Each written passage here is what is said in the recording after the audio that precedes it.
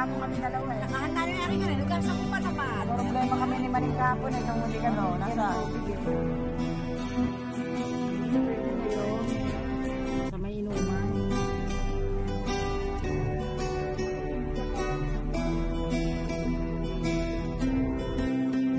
Ay, para una.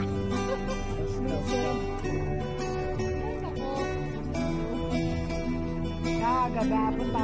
Kahapon nga tayo, tinouchscreen ko yung laptop eh, hindi ako marunong. Paano pa?